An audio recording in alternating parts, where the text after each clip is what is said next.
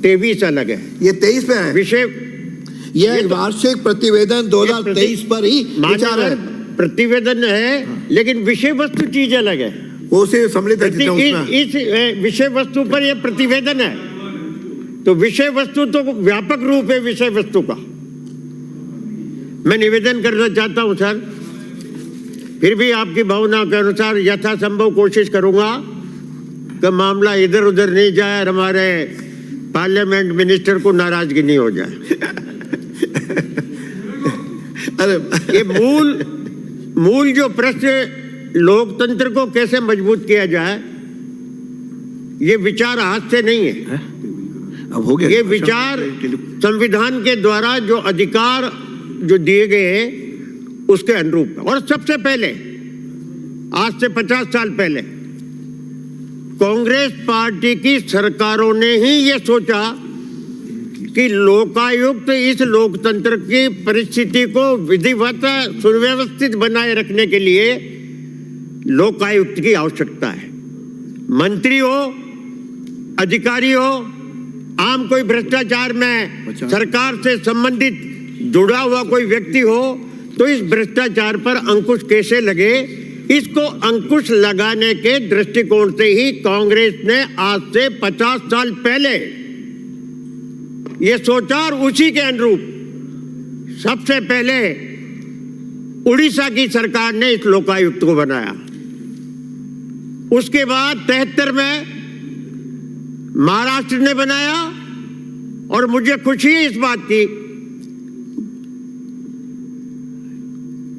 मुझे खुशी है इस बात की माननीय सभापति महोदय, माननीय सभापति महोदय, मुझे खुशी है इस बात की कि 73 में फरवरी में राजस्थान की सरकार ने इस लोकायुक्त की नियुक्ति की और आज ये 50वां वर्ष है उसकी लोकायुक्त। तो राजस्थान पूरे देश में भ्रष्टाचार पर अंकुश लगाने के लिए आप तो इधर ये पहली सरकार और पहली कांग्रेस पार्टी है जिसने इस बात पर सोचा और ये हुआ। इधर मैं निवेदन का इधर ही कर रहा हूं मैं, तो आप जगे ही नहीं आया, आप बैठे में जगा, आप मेरे देखते और जगते आपने मुंह उधर कर लिया। तो माननीय सभापति महोदय, ये सोच मंत्री तक भी इसमें शामिल किए गए कि मंत्री भी अगर कोई करप्शन करता है और उसके खिलाफ शिकायत आती है तो लोकायुक्त को यह अधिकार दिया गया। और लोकायुक्त की नियुक्ति का जो प्रावधान है, जो कानून में लिखा है, वो निष्पक्ष रूप से लिखा है पहले ही कि मुख्यमंत्री, लीडर ऑफ अपोजिशन और स्टेट का हाई कोर्ट का जो चीफ जस्टिस है उनकी सलाह से लोकायुक्त होगा। ऐसा नहीं होगा जैसा दिल्ली में होता है कि लीडर ऑफ अपोजिशन को तो नहीं पूछा जाए और सरकार अपने आप से ही नियुक्तियां कर दे। ये राजस्थान की सरकार ने, राजस्थान की कांग्रेस पार्टी ने नहीं सोचा। मैं निवेदन करना चाहता हूं कि आज आप ये देखिए कि कुल मिला ब्राजे माननीय सदस्य, अब ये सभापति महोदय उनको अलाउ कर रहे हैं तो मैं क्या कर सकता हूं। ब्राजे बैठे बैठे नहीं बोले माननीय सदस्य,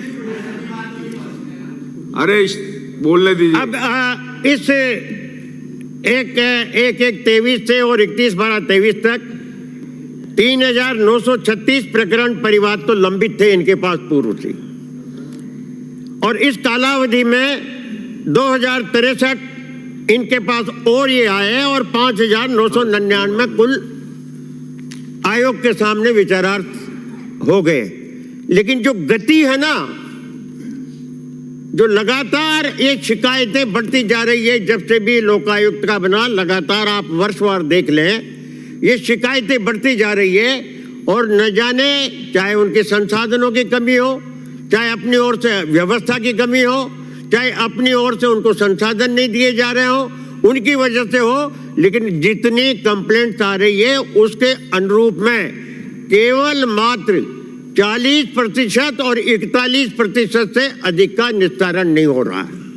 और अभी आपने इस बात का भी मैं स्वागत करूंगा कि लोकायुक्त बनने के बाद एंड करप्शन के मामले में भी लोकायुक्त ने जो कार्रवाई की और 56,46,000 रुपए जो उन्होंने करप्शन करने वाले लोगों से जो जब्त किए, मैं इस बात का तो स्वागत करता हूं।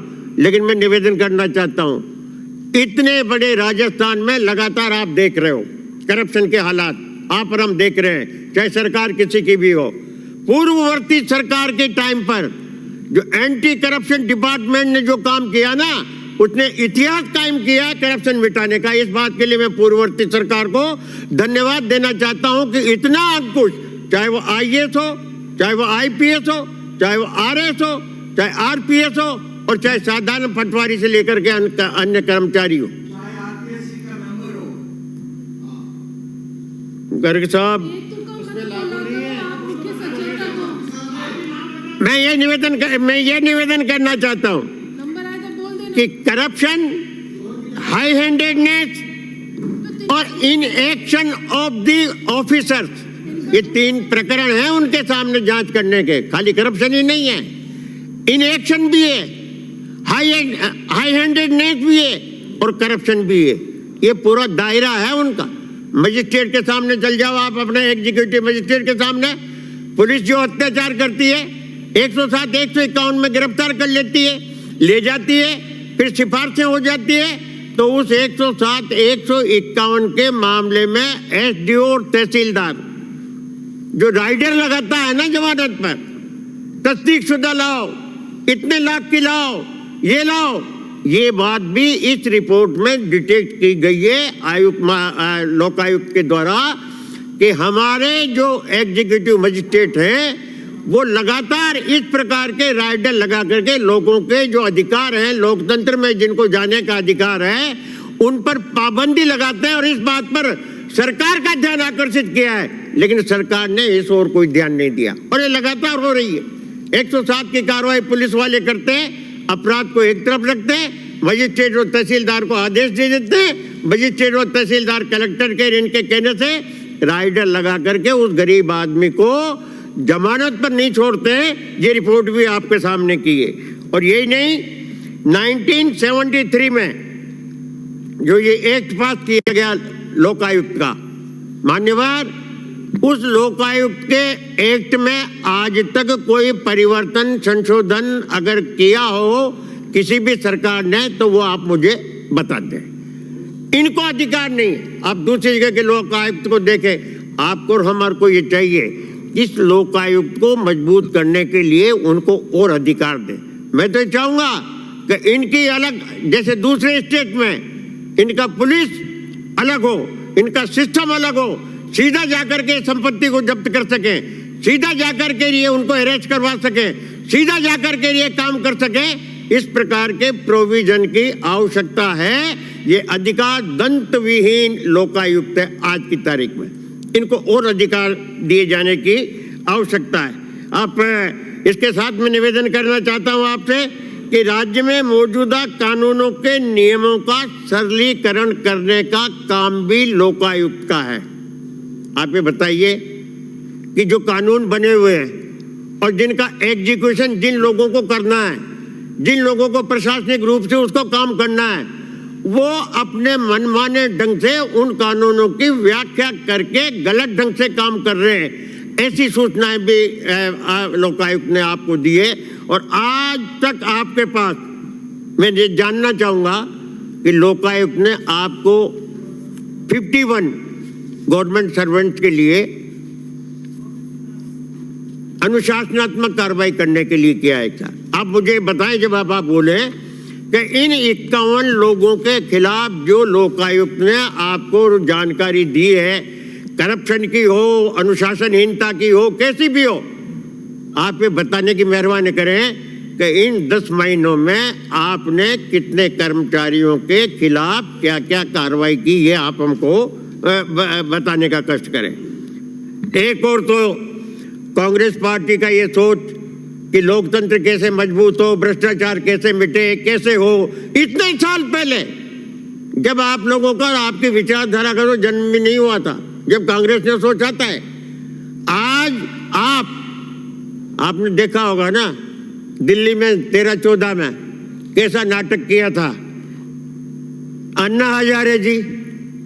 एक नाटक किया था वहां लोकायुक्त बनाने का, और उस नाटक में आपकी विचारधारा के अनेक लोग शामिल हुए थे, और वहां पर लोकायुक्त की बात की थी। उससे 50 साल पहले कांग्रेस पार्टी ने राजस्थान में लोकायुक्त नियुक्त कर दिया था। और वहां के जो हालात हैं, आपने तो एक ही काम किया कि डॉक्टर मनमोहन सिंह जैसा ईमानदार प्रधानमंत्री, जो आज भी 800 मारुति कार में घूमता है, ऐसा प्रधानमंत्री नहीं होगा। उसको अन्ना हजारे के माध्यम से 13 और 14 में सरकार को बदनाम करने में आप लोग शरीक थे। आज जो हालात हैं वो देखने लायक हैं। आपने क्या कर दिया इसके बाद, वहां अन्ना हजारे की उसमें जाने के बाद कौन से लोकायुक्त में क्या परिवर्तन कर दिया, कौन सा नया कानून बना दिया, कौन सा भ्रष्टाचार में अंकुश लगाने का आपने कोई काम कर दिया। आप शून्य हैं। आप खुद उद्योगपतियों से मिलकर के अपनी संपत्ति को बेशुमार लुटा करके, ये करप्शन नहीं है। हम एक स्टेट की 10 करोड़ की जमीन 1 करोड़ में 50 लाख में हम उद्योगपति को दे दें, क्या ये करप्शन नहीं है? कितना बड़ा करप्शन है जो आपके सामने है। और आपने सिस्टम को चेंज किया है, आपके नेताओं ने सिस्टम को चेंज किया है, और ये चेंज किया है कि आप सरकारी संपत्ति को कोड़ियों के भाव धन्ना सेठों को लुटा रहे हो, और इस करप्शन की ओर आपका कोई ध्यान नहीं है।